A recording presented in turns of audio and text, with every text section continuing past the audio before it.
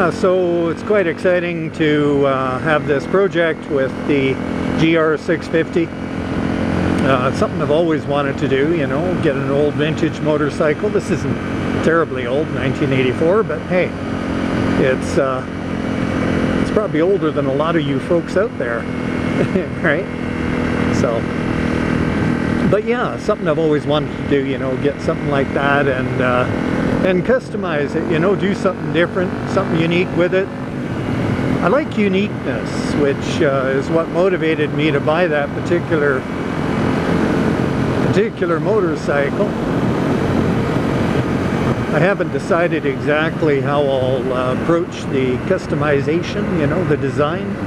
So I'm going to sit with it a while and ride her stock, get a feel for her, and make some decisions. What I'll do is I'll maybe put a picture into Photoshop or GIMP, one of these programs. I have both, and just modify and tweak the design visually just to see where I might want to go, you know, with the lines, the style type of thing.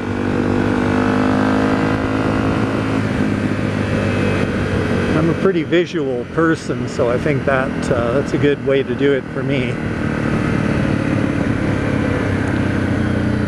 And again, you know, I'm looking for some difference, so I tend to like the cafe racer style approach,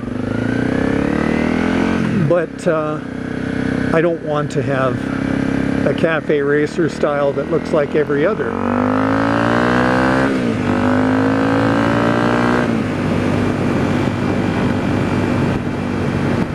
You know, a lot of them tend to look similar. You know, they all have that typical cafe seat and the bars, and most of them go for kind of a square bottom tank or whatever. So this one, being more of a old British style tank, you know, with more of a teardrop shape, is different right off the bat, and that'll necessitate some different lines transitioning into the seat and so forth.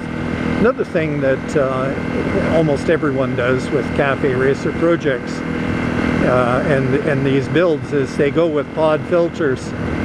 But pod filters, unless you know, unless you get lucky with the carburation and the jet sizes you can get and so forth, quite a lot of times they screw up the performance, you know, because people sometimes just don't understand the effects of all these things. And anyway, if I did do a pod filter, I'd make sure that I investigate very carefully the range of jet sizes and so forth, and talk with some people that are available for this carburetor, these carburetors, plural, and you know, maybe an extension on the pod filter just to lengthen its travel, you know, the throat. And I was thinking, you know, creating a bit of a valve on the pod filter as well, you know, to help tuning the air anyway, and then that'll help give you more options on the jetting. But you got to do that without creating turbulence. You know, at first I was thinking, well, I could put a flap valve in the throat of the pod filter, or the extension that I might put before it, or between it and the carb throat. But that would create some turbulence, I'm sure. So, not sure about that.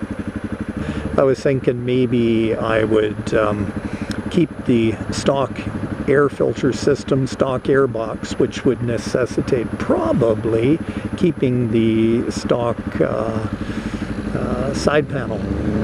Hopefully I won't get any nasty surprises. I think the main thing right now is getting that tank taken care of, the rust inside.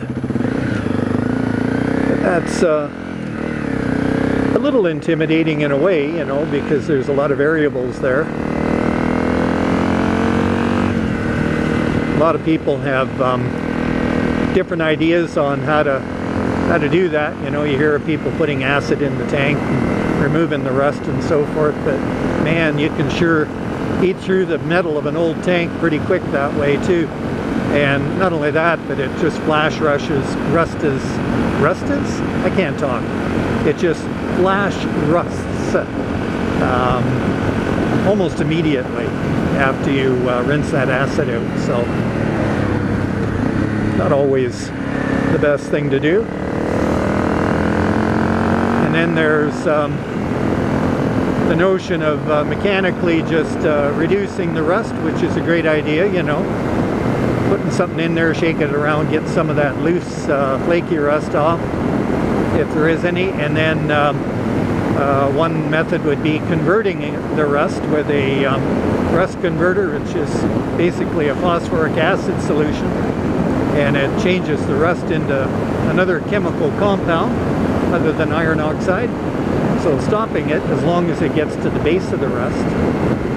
And then putting a tank sealer on. But you got to watch the compatibility between products and such, and you know, some products are designed to require their own system, so that's why I chose the POR 15 product.